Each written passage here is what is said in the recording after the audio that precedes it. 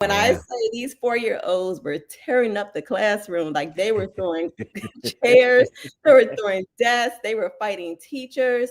And working with them, I began to witness how they really struggled with Mm, expressing their feelings, their emotions. And so a lot of times when they were angry, they would say that they were sad or that they were scared. And we always say little people have big emotions. When I yeah. say these 4-year-olds were tearing up the classroom, like they were throwing chairs, they were throwing desks, they were fighting teachers. And I was like, okay, I have to find a way to help them in this Mm, position. I was the first one in the position, so I got to really create the position and make it into my own.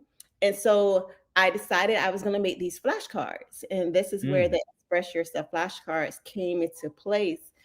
So basically, I would sit with the kids, and I'll have these flashcards in front of them, and I would say, "How are you feeling?" And I wanted to keep it simple for them, so I only spoke to them about 5 feelings: mm, happy, sad, scared, angry, and excited. Those were the only 5 emotions I wanted to talk to them about.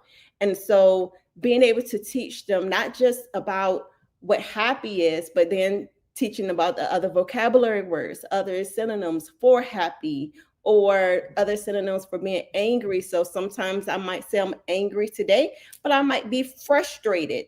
So mm. then we began to teach different meanings of what the words meant. So the flashcards, of course, illustrated what it looks like to be angry, but it's good to learn the feelings and the emotions that they're feeling, but what do we do with it? So that's where the Yeah. self regulation comes into place. And when I'm angry, you know what I can do? I can count to 10, or I can say my ABCs. I can go talk to a friend. And this is what the flashcards taught them: how to regulate their emotions.